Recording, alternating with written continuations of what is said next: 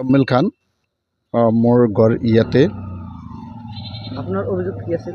আমাৰ অভিযোগ আছিল আমাৰ ইয়াতে পদ্মাবৃত্তা টু ভালুকমাৰী এটা ৰাস্তা আৰু মেদৰতাৰীৰ পৰা কুমৰি ভায়া কলিতাপাৰা এই দুটা ৰাস্তা বিগত 2022-23 চনত মঞ্জুৰি লাভ কৰিছে চৰকাৰে। ইউনিকন কোম্পানী নামৰ এটা কোম্পানীক ঠিকাদাৰে এইটো নিবেদন লাভ কৰিছিল, কিন্তু আজিলৈকে এই কামটো এনেকুৱা এটা পৰ্যায় হৈ আছে, মানুহৰ কাম কৰাৰ আগতে এইটো মঞ্জুৰি হোৱাৰ আগতে টকাটো মঞ্জুৰি হোৱাৰ আগতে যেনেকুৱা আছিল আজিলৈকে তেনেকুৱা হৈ আছে। সেয়েহে এই কামটো এনেকুৱা অৱস্থাত হৈ আছে, কণ্ট্ৰেক্টৰজনক আজিলৈকে আমি চিনচাপ দেখিবলৈ পোৱা নাই, কাম কৰিবলৈ অহা দেখিবলৈ পোৱা নাই। এইটো এটা পেকেজতে দুটা কাম। এইটো এম মুখ্যমন্ত্ৰী পক্ষীপথ আঁচনি নিৰ্মাণ আঁচনিৰ কাম।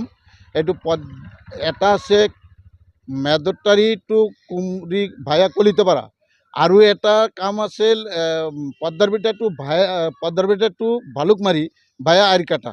দুটা কামত সম্পূৰ্ণ এই দুটা কামত টকাৰ পৰিমাণ আছিল 4,55,80,000 টকা।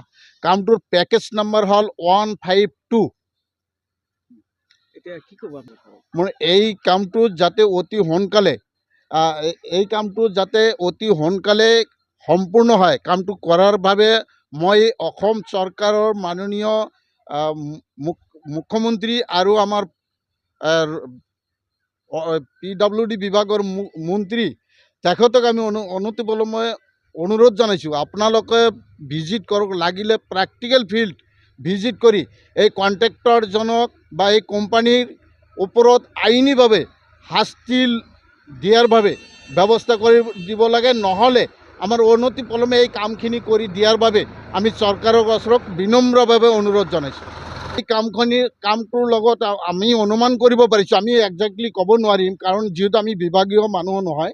আমি অনুমান কৰিব পাৰিছোঁ যে এই কামটো যে গাফিলতি হৈছে, কামটো যে সম্পূৰ্ণ হোৱা নাই, ইয়াৰ লগত বিভাগীয় কৰ্তৃপক্ষ জড়িত আছে আৰু নেতাবিলাকেও ইয়াৰ লগত জড়িত আছে বুলি আমি স্পষ্টকৈ অনুমান কৰিব পাৰিছোঁ। কোনো কাণ হাৰ নাই।